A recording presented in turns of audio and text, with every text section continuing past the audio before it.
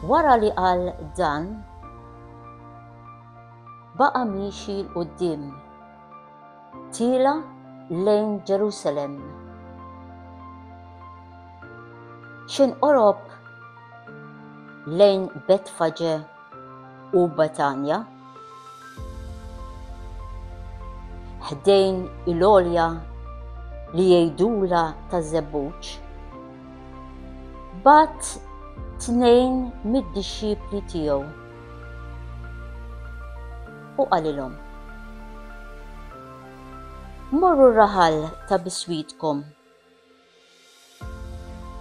u xejn titlu fih issibu felu marbut li fuqu għadu ma rikeb ħadd. Ħolluh u ġibuh u jekk xi ħadd jistaqsikom għaliex qegħdin tħolluh, ngħidulu hekk: il-mulej jeħtieġu.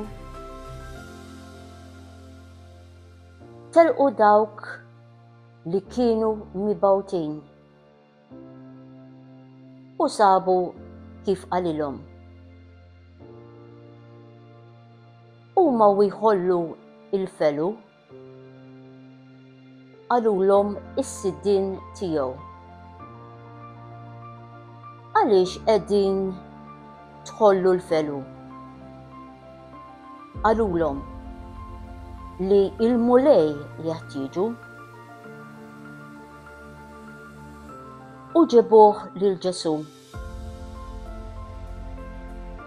Tefgħu l-imnatar tagħhom fuq il-felu u rikbu l-Ġesu. U għaddej firxu l-imnatar tagħhom fit-triq.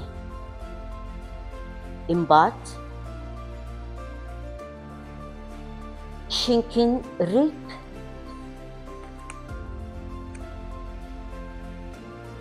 in-niżla tal-għolja taż-Żebbuġ, il-kottra tad-dixxipli bdew ifaħħru l-Alla bil-ferħ u bl-ħenolli għal l-eġubijiet kollha li kienu raw. U jgħidu: imbierek minn ġej is-Sultan f'isem il-mulej fis-sema islim u glorja fil-ogħla tas-smewiet. Xi wħud mill-Fariżin mill-ġemgħa qalulu: Mallem, ċanfar id-dixxipli tiegħek? Wieġeb u qal: ngħidilkom li jekk jisktu dawn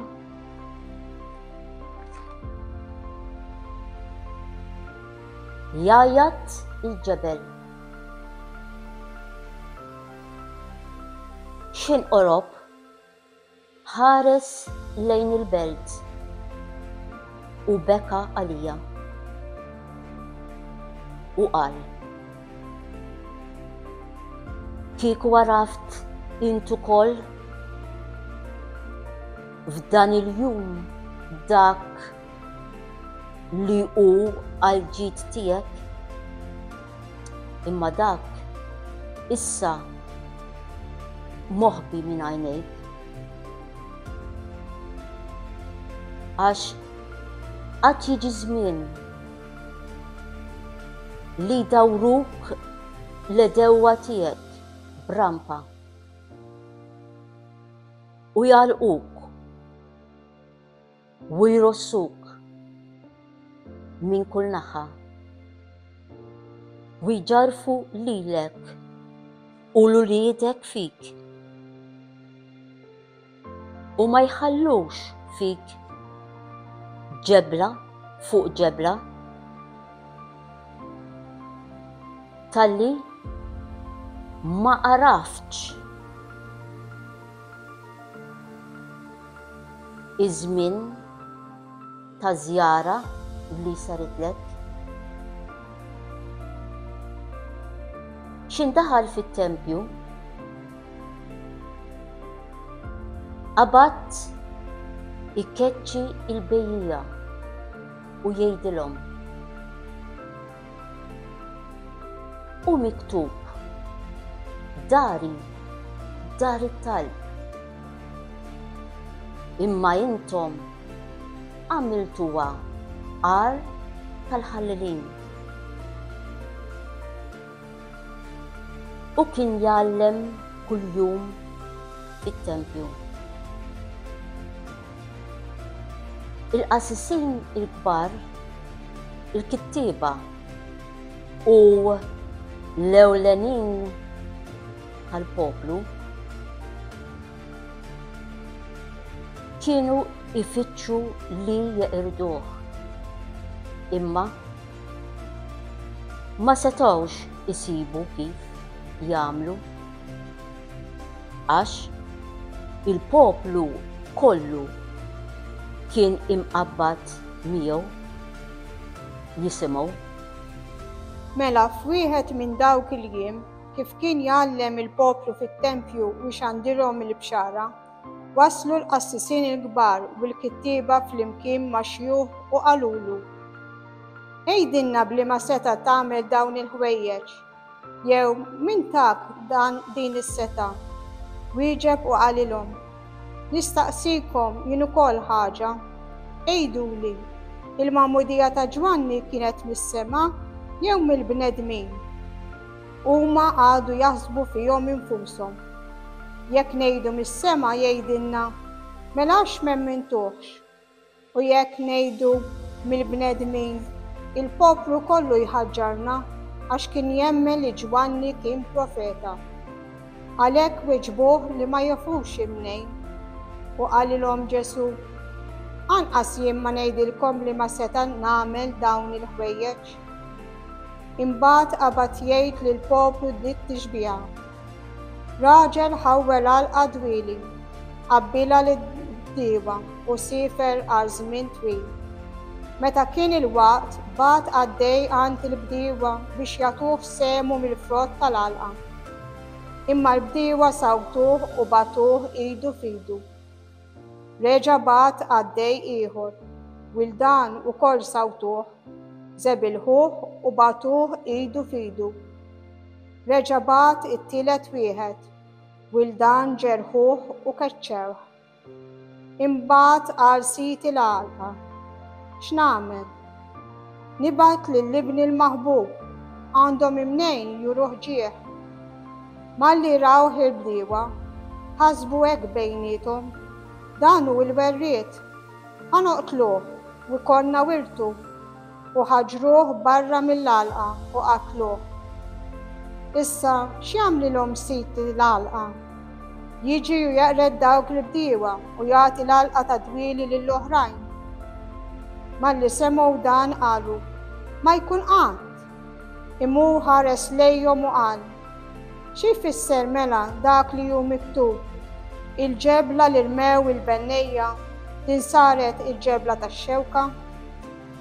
Kull min jaqa' fuq din il-ġebla jitfarraq u min taqa' fuqu tisqu. Riedu l-kittieba u l-qassisin il-kbar imiddu idejhom fuqu dak il-ħin, imma beżgħu mill-poplu għax fehmu li għalihom kien qal din tixbija. Għadu jassulu u batulu xi nassisa li jagħmluha ta' nies sewwa biex jaqbduh fil-kliem u jagħtuh f'idejn il-ħakma u s-seta tal-gvernatur. U staqsewhu qalulu: Mgħallem, nafu li kliemek u tagħlimek huwa fis-sewwa u ma tħares lejn wiċċ ħadd, iżda tgħallem it-triq ta' Alla fis-sewwa. Nistgħu aħna nħallsu t-taxxi lill-Ċesare jew le? Immu li jara f'ħżunithom qalilhom: Uruni dinar. ta' min din iġbija u l-kidba? Qalulu, ta' Ċesari. Qalilhom, mela għatu dak li hu ta' Ċesari lil Ċesari u dak li hu ta' Alla lil Alla. U ma setgħux jaqbdu f'kelma quddiem il-poplu u maġbin bit-tweġiba tiegħu siktu. Resqu xi sadduqin li jgħidu li m'hemmx qawmien mill-mewt u staqsewh: Mugħallem, Mosè kitbilna li jekk xi ħadd imut u jkollu mara imma ma jkollux ulied, hu għandu jiżżewweġ il-mara tiegħu biex iqajjem nisel lil ħuh. Mela kien hemm 7 taħwa. L-ewwel iżżewweġ u miet bla wlied. Iżżewwiġa t-tieni imbagħad it-tielet u hekk is-7 kollha mietu bla ma ħallew ulied. Fl-aħħar mietet il-mara. Issa fil-qawmien ta' min minnhom tkun mara għax is-7 iżżewġuha. Qalilhom Ġesu, ulied din id-dinja iżewġu u jiżżewġu, imma dawk li jistħoqilhom jitlu f'dik id-dinja l-oħra u jqumu mill-mewt la jiżżewġu u lanqas jiżewġu għax ma jistgħux imutu iżjed għax huma bħall-anġli, huma ulied Alla, imweldin bil-qawwa mill-imwiet. Li l-mejtin iqumu u rieħ ukoll Mosè fejn isemmi l-għollieq meta lil-mulej jgħidlu Alla ta' Abraham, Alla ta' Iżak u Alla ta' Ġakob. Mhux Alla tal-mejtin imma tal-ħajjin għax kulħadd jgħix għalih. Qabdu u qalu xi wħud mill-kittieba: Mugħallem, sewwa qed, u ħadd ma kellu l-ħila jistaqsih aktar. Imbagħad qalilhom: kif jgħidu li l-Messija hu bin David? David innifsu jgħid fit-ktieb is-Salmi, qal il-mulej lill-mulejja: oqgħod f'lemini sa ma nqiegħed l-edewwa tiegħek nirfes riġlejk. David isejjaħlu mulej, kif inhu ibnu? Kif kien jisma' l-poplu kollu qal lid-dixxipli tiegħu: ħarsu irwieħkom mill-kittieba li jħobbu jiddandnu bil-bies sabiħ, li jridu t-tislim fl-imsieraħ, l-ewwel siġġijiet fis-sinagogi u l-ewwel postijiet fl-imwejjed, li jibilgħu djar ir-romol u juru li jagħmlu talb twil. Dan isir minnhom ħaq aktar qiebes. U ħares ra l-onja jitfgħu l-offerti tagħhom fit-teżor. Ra wkoll waħda qarmla f'qira titfa' hemm ħabtejn. Qal, ngħidilkom is-sewwa li din l-armla f'qira tefet iktar minn kulħadd, għax dawn kollha tefgħu miż-żejjed tagħhom fl-offerti ta' Alla. Imma din fil-għaks tagħha tefet kull ma kellha għal ħejxin tagħha. Waqt li kienu xi wħud jgħidulu fuq it-tempju kemm kien imżejjen ġebel sabiħ u wedi, qal, dan li qed taraw għad jiġi żmien li ma titħallix ġebla fuq ġebla li ma tiġġarrafx. Imbagħad staqsew qalulu: Mugħallem, meta jiġri dan u xi jkun is-sinjal li dan dalwaqt jiġri? Qalilhom: ara li ma jqarqux bikom għax jiġu ħafna f'ismi u jgħidu: jiena hu u wasal iż-żmien. Tmorrux warajhom, meta tisimgħu bi gwerer u tixwix titbeżżawx. Dan għandu jiġri qabel imma ma jiġix it-tmiem. Imbagħad qalilhom: iqum ġens għal ġens u saltna għal saltna, ikun hemm teżżiż kbir sal-art f'ħafna postijiet, u mart u waqs, u fl-ajru ikun hemm meġubijiet tal-biża'. Iżda qabel kollox jitfgħu idejhom fuqkom, jaħqrukom, jerħukom f'idejn is-sinagogi u fil-ħabsijiet u jisuqukom quddiem is-slaten u gvernaturi minħabba f'ismi. B'hekk intom tagħtu xhieda u daħlu f'moħħkom li ma għandkomx għalfejn toqgħodu taħsbu kif se tiddefendu rwieħkom għax jien nagħtikom kliem u werf li ma jissewx jieqfu għalihom laqqas imerruhom dawk kollha li jeħduha magħkom. Tkunu mogħtijin saħansitra mill-ġenituri, mill-aħwa, mill-qraba u mill-ħbieb, u li xi wħud minnkom jagħtuhom il-mewt. Tkunu mibewdin minn kulħadd minħabba ismi, imma xara minn raskom ma tintilifx. Żommu sħiħ u tirbħu rwieħkom. Meta taraw il-Ġerusalem imdawwar bis-soldati, kunu għafu li waslet il-ħerba tagħha. Imbagħad dawk li jkunu fil-Ludija la ħajjaħarbu lejn il-muntanji. Minu fil-belt ħajjitlaq, minu fil-raba ma jidħolx fiha. Għax dawk huma jiem ta' kastik biex iseħħ kull u miktub. Ħażina n-nisa tqal għal dawk li jreddew f'dawn il-jiem, tkun għafsa kbira fuq l-art u għada bħal dan il-poplu. Jaqgħu b'xifer is-sejf u jittieħdu l-sira għal b'ħafna ġnus u tkun Ġerusalem mirfusa mill-ġnus sa ma jintem żmien il-ġnus. U jkun hemm sinjali fix-xemx u l-qamar u l-kwiekeb u fuq l-art dieqa tal-ġnus imkexkxin bl-ajat tal-baħar u tal-imwieġ. In-nies imwerwrin bil-biżam u bil-mistħija ta' dak li ġej fuq id-dinja għax il-qawwiet tas-sema jitqanqlu. Imbagħad jaraw il-bniedem ġej fi sħaba b'seta u seb kbir. Meta jibda jseħħ dan, qumu u werfgħu raskom għax qorbot il-fidwa tagħkom. U qalilhom tixbija, ħarsu lejn is-siġra tat-tin u siġra oħra. Meta jarmu intom x'kien tarawhom tarfu lil sajb qrib. Hekk intom meta taraw jiġri dan kollu kunu għafu li qribi s-saltna ta' Alla. Ngħidilkom is-sewwa li ma jgħaddix dan in-nisel sakemm isir dan kollu, is-sema u l-art jgħaddu imma kliemi ma jgħaddix. Ħarsu rwieħkom li ma jitqalux qlubkom bl-ikel żejjed, bis-sokor u bil-ħafna tħassib tal-ħajja u jiġu fuqkom dak il-jum għall-arrieda bħal nassa. Għax jiġu fuq in-nies kollha u ta' fuq wiċċ l-art kollha. Mela issru dejjem u jitolbu biex ikun jistħoqilkom taħarbu dan kollu li għandu jiġri u tieqfu quddiem bin il-bniedem. Binar kien jgħallem fit-tempju u li kien jgħaddihom fil-beraħ fuq il-għolja li jgħidula taż-żebbuġ. U l-poplu kollu kien ibakkar imur it-tempju biex jisimgħu. Kien Ewropej lażmi li jgħidulu Lejd, u l-assessin il-kbar u l-kittiba kienu jfittxu kif jeħilsu minnu, imma kienu jibżgħu mill-poplu. Daħal ix-xitan f'Ġuda li jgħidulu Iskarjoti li kien wieħed mit-tnax. Mar jitkellem mal-assessin il-kbar u l-kmandanti tal-assa fuq kif jagħtihulhom f'idejhom. Ferħu u weduh li jagħtuh il-flus. Ftehhem magħhom u beda jfittex il-waqt li jagħtihulhom blaqa.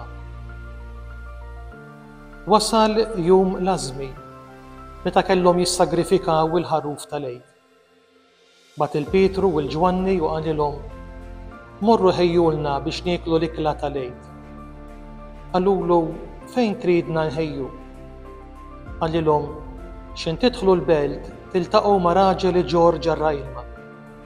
Morru warajh sad-dar fejn jidħol u għejdu lil sejt id-dar: għallek li mgħallem fejn il-orfa fejn nista' niekol l-ikla tal-Eid mad-dixxiepli tiegħi. U dak jurikom orfa kbira mifruxa, hemm ħejju. Marru u sabu kif kien qalilhom u ħejjew l-ikla tal-Eid. X'in sar il-ħin għad fuq il-mejda u l-apostli miegħu.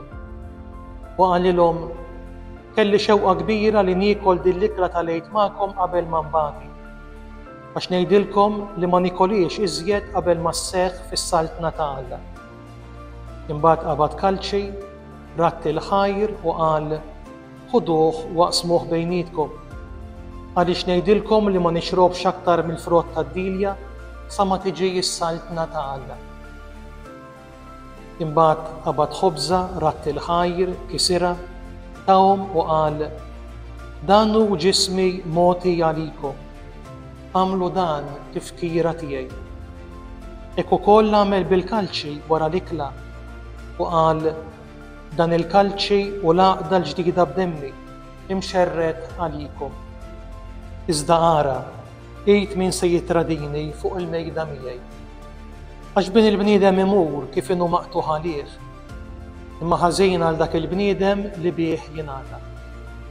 U huma bdew jistaqsu lil xulxejn min fosthom kien se jagħmel dan. Għamel ġlieda bejniethom min fosthom kellu jkun miżmum l-akbar. Qalilhom: is-slaten tal-ġnus jaħkmu fuqkom. u dawk li għandhom is-seta fuqkom jissejħu benefatturi. Imma intom mhux hekk.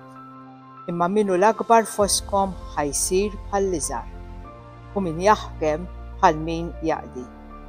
Għax minnu l-ikbar, min qiegħed fuq il-mejda jew min inewwel, mhux min qiegħed fuq il-mejda. U jien qiegħed fostkom bħal min inewwel. Intom li bqajtu miegħi fit-tiġrib tiegħi u jiena nagħtikom is-saltna bħalma tajjeli missieri biex tieklu u tixorbu fuq il-mejda tiegħi fis-saltna tiegħi. U toqgħodu fuq it-tronnijiet biex tagħmlu ħaqq mit-12 il-tribù ta' Iżrael. Xmun, ara, ix-xitan irid jaqbadkom biex jarbilkom bħal qamħ. Imma jien tlabt għalik biex twemminek ma jonqox. U int, meta terġa' tiġi fik innifsek, wettaq il-ħutek. Qallu, mulej, miegħek jiena mħejji biex immur imqar il-ħabs u għal-mewt. Qallu, Pietru, ngħidlek li ma jiddinx illum is-serduq li ma tiċħadx 3 darbiet li tafni.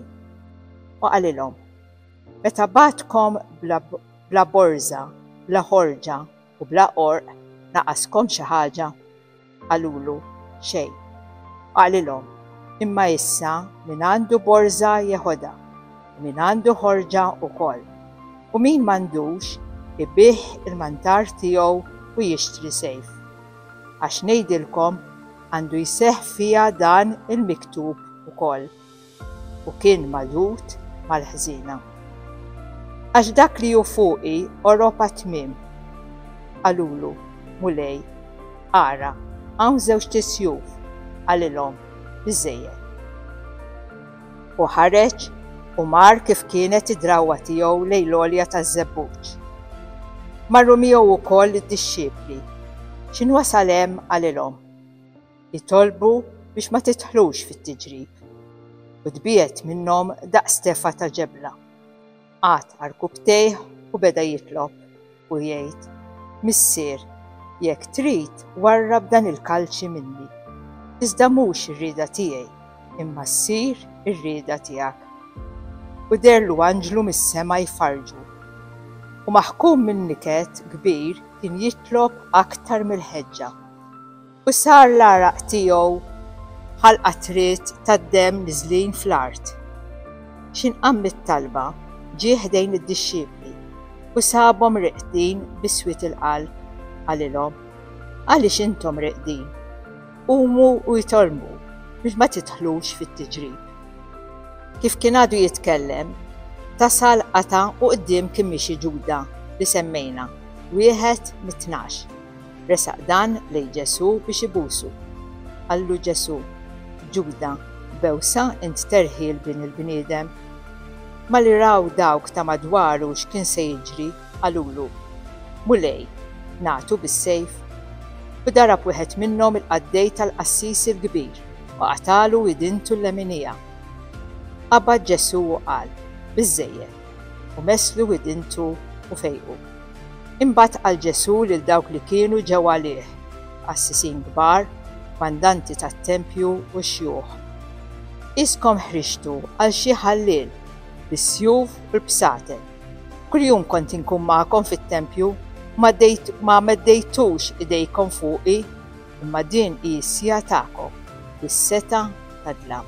Wara li qabduh, ħaduh u daħluh fid-dar tal-qassis il-kbir. Pietru kien miexi wara mill-bogħod. Qabdu nar f'nofs il-bitħa u qagħdu l-koll bil-qiegħda u Pietru wkoll qagħad f'nofshom. Lemħitu għaddejja bil-qiegħda ħdejn in-nar, ħarset leh u qalet, dan ukoll kien miegħu, imma hu ċaħat u qal, ma nafux ja mara. Wara ftit rah ieħor u qal, int ukoll minnhom, u qal Pietru, ja raġel minix. U wara xi sija wieħed ieħor tenna u qal, tassew dan kien miegħu għax hu mill-Galilija, u qal Pietru, ja raġel ma nafx inti tgħid. U minnu fih kif kien għadu jitkellem, is-serduk idden. U dar il-mulej u ħares lejn Pietru, u ftakar Pietru fil-kelma tal-mulej kif qallu, qabel ma jidden is-serduk illum tiċħadni 3 darbiet. u ħareġ barra u beka bikita d-dem. Ir-ġiel li kienu jżommuh kienu jiddieħku bih u jsawtuh. Għattewlu wiċċu u kienu jistaqsuh. Aqta minn darbek u kienu jgħidulu ħafna tajjir ieħor. L-għada filgħodu inġemgħu x-xjuħ tal-poplu bil-qassisin il-kbar u l-kittieba u ħaduh fil-ġemgħa tagħhom. Qalulu, jekk inti l-Messija għejdilna, qalilhom, jekk ngħidilkom ma temnux u jekk nistaqsikom ma tweġbux. Imma bin il-bniedem għad joqgħod fil-lemin tas-seta ta' Alla. Qalu l-koll, men int li bent Alla? Qalilhom, intom tgħidu jienu. Qalu, xi ħtieġu għandna aktar tax-xhieda, aħna smajna minn fommu. Imbagħad qamet il-ġemgħa kollha tagħhom u ħaduh għand Pilatu. Dew jixluh u jgħidu, il-dan sibnieh ixewwex il-ġensna u mhux iħalli li jitħallsu t-taxxi lill-Ċesri u jgħid li hu il-Messija Sultan. Staqsih Pilatu, inti s-Sultan tal-Lut? Wieġbu u qal, int qed.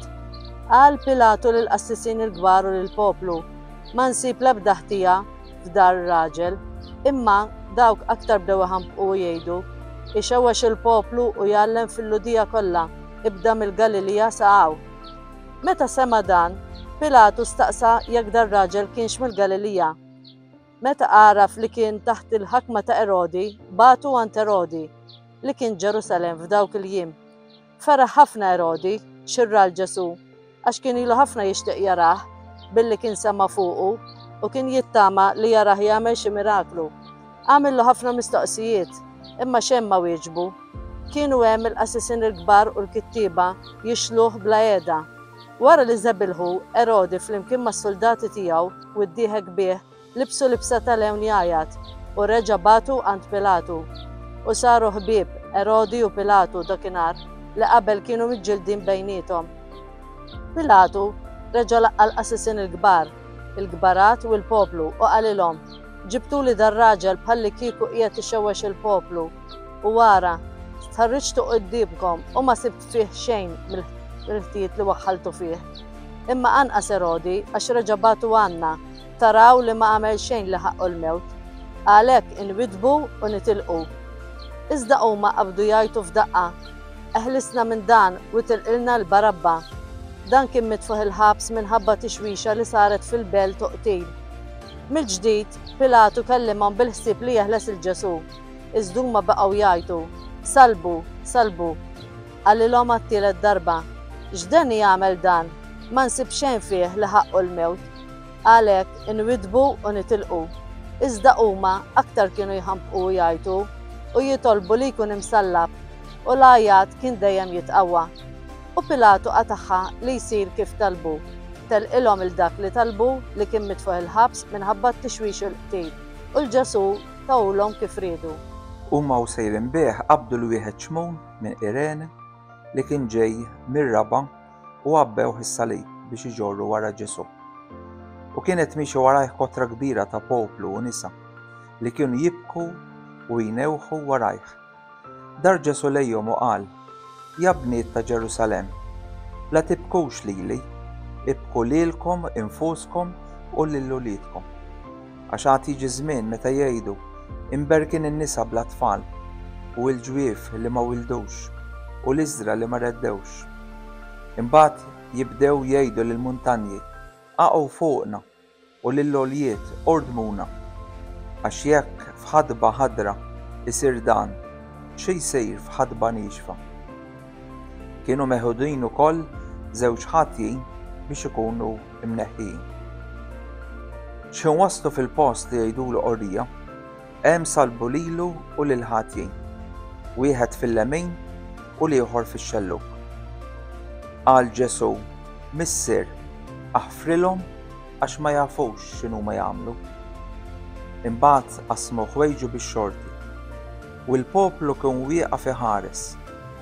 Il-kbarat kienu jiddieħku bih u jgħidu, ħeles lill-oħrajn, ħajjeħles lilu nnifsu, jekk dan hu l-Messija il-maħtur ta' Alla.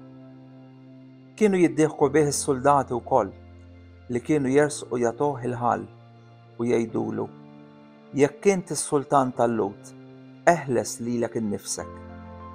Kien hemm kitba fuqu bil-Grek, bil-Latin u bil-Ludi. Dan hu s-Sultan tal-Lud. Wieħed minn dawk il-ħatjin li kienu msalbin beda jgħajru: "M'intix int il-Messija? Eħles lilek innifsek u lilna." Wieġeb ieħor ċanfru u qal: "Lanqas ma tibża minn Alla, int li qiegħed taħt kundanna waħda? Aħna hawn bil-ħaq għax qegħdin nieħdu dak li jisħoq għamilna. Imma dan ma għamel xejn ħażin." U żied jgħid: "Ġesu ftakar fija meta tiġi fis-saltna tiegħek." U qallu: "Ngħidlek is-sewwa li llum tkun il-ġenna miegħi." X'in kien diġà madwar is-sitt sija, waqgħet dalma fuq l-art kollha sad-disa' sija. Ix-xemx iddalmet u l-velu tat-tempju nqasam min-nofs. U Ġesu għajat għajta kbira u qal: "Missieri, f'idejk innerħi ruħi." U malli qal dan rat ruħu. Xi rajt ċenturjun dak li kien ġara, beda jfaħħar l-Alla u qal: "Tassew li dan kien raġel bl-ħtija." U l-ġmieħ kollha li kienu miġmugħin għal dik id-dera malli raw dak li kien ġara, reġgħu lura jħabbtu fuq sidra. Ħabiebu kollha u n-nisa li kienu ġewwa rajh mill-Galilija kienu weqfin hemm jaraw dan mill-bogħod. Ġie raġel jismu Giuseppi, wieħed tal-ġemgħa, raġel tajjeb u rett. Dan ma kienx qabel mal-Fema u l-emir tal-oħrajn, kien minn Arimatea, belt tal-Ludija, u kien jistenna s-saltna ta' Alla. Dan resaq quddiem Pilatu u talbu l-ġisem ta' Ġesu. Niżlu u kebbu fl-iżgħar u qiegħdu f'qabar imħaffer fil-blat li fih kien għadu ma tqiegħed ħadd. Kien jum it-tħejjija u s-sibt kien qiegħed jibda. In-nisa li kienu ġew miegħu mill-Galilija baqgħu sejrin wara Giuseppi, raw il-qabar u kif kien imqiegħed ġismu. Imbagħad reġgħu lura u ħejjew il-fwejjaħ u d-dliet. Nhar is-sibt ma tħarkux skont il-liġi. L-ewwel jiem tal-ġimgħa kmieni ħafna ġew ħdin il-qabar u ġaqbu l-fwejjaħ li kienu ħejjew. Sabu l-ġebla mgerba minn quddiem il-qabar u x'indaħlu ma sabux il-ġisem tal-Mulej Ġesu. Kif kienu mħawdin fuq dan, jaraw żewġ irġiel weqfin ħdejhom bil-bies jiddih. Kif kienu mbeżżejn u wiċċhom mimsellin l-art, dak qalulhom: "X'intom tfittxu lil minnu ħaj qalb il-mejtin? Mhux hawn, imma qam. Ftakru kif kellimkom meta kien għadu fil-Galilija. Meta qal li bniedem kellu jkun mogħti f'idejn in-nies mitinbin u jkun misluf u fit-tielet jum iqum. U ftakru fi kliemu x'inreġgħu lura mill-qabar taw l-aħbar ta' dan kollu lil 11 u lill-oħrajn kollha. Kienu Marija Maddalena u Ġwanna u Marija ta' Ġagbu u l-oħrajn li kienu magħhom li qalu dan lill-Apostli. U dal kliem għalihom kien qisu tewdin u m'emmnuhomx. Imma Pietru mar jiġri lejn il-qabar, ittawwal u ra l-kefen biss u mar minn fejn ġie, ma ġab dak li kien ġara. U wara tnejn minnhom dakinhar kienu sejrin lejn raħal jismu Emmaus li kien bogħod minn Ġerusalemm 60 stadju u kienu jitħattu bejniethom fuq dan il-ġrajiet kollha. U kif kienu jitħaddu u jistħarġu, resaq lejhom Ġesu u beda miexi magħhom, imma għajnejhom kienu miżmumin u ma rfuħx u qalilhom: "Fuq xi xidin titħaddku bejnietkom intom mexxin u qalbkom sewda." Wieġeb wieħed minnhom li kien jismu Klejofa u qallu: "Int waħdek il-barrani f'Ġerusalemm u ma tafx ġara fija dan il-jiem?" U qalilhom: "X'inhu?" Wiġbuh fuq Ġesu ta' Nażaret li kien profeta setan fl-għamil u fil-kliem quddiem Alla u l-poplu kollu. U kif il-qassisin il-kbar tagħna u l-kbarat tagħna qatawwilu għall-mewt u salbuh. Aħna konna nittamaw li hu kien se jeħles lill-Iżrael. Imma wara dan kollu ilu 3 ijiem li sar dan kollu. Imma xi nisa minn tagħna belħuna għax marru kmieni ħdejn il-qabar u meta ma sabux il-ġisem tiegħu ġew jgħidu li kien raw dera ta' anġli li jgħid li hu ħaj.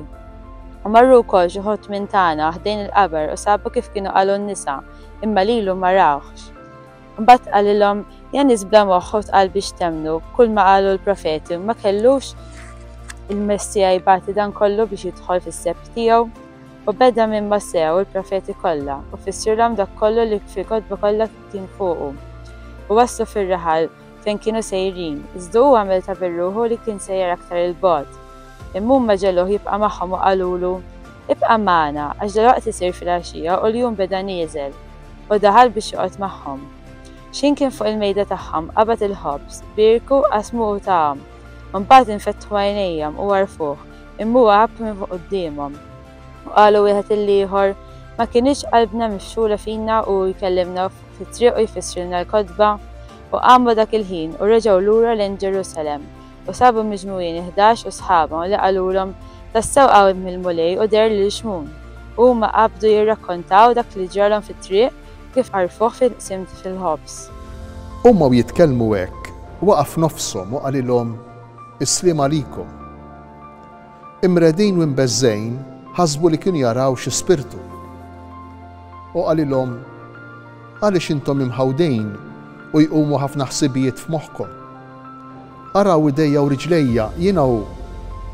Missuni u waraw għax spirtu m'għandux u la laħam u lanqas għadam bħalma taraw li għandi jien.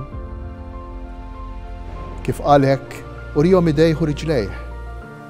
Billi kienu għadhom ma jemnux u jistaġbu bil-ferħ qalilhom għandkom hawn xi ħaġa tal-ikel u newlulu biċċa ħuta mixwija, ħada u kiela qudiemhom.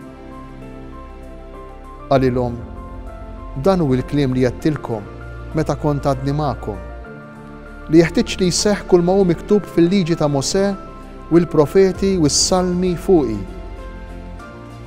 Imbagħad fetħilhom moħħhom biex jifhmu l-kodba u żied jgħidilhom ekku miktub li kellu l-Messija jbati u jqum mill-imwiet fit-tielet jum u tixxandar f'ismu indiema u maħfra ta' dnubiet għal ġnus kollha ibda minn Ġerusalemm.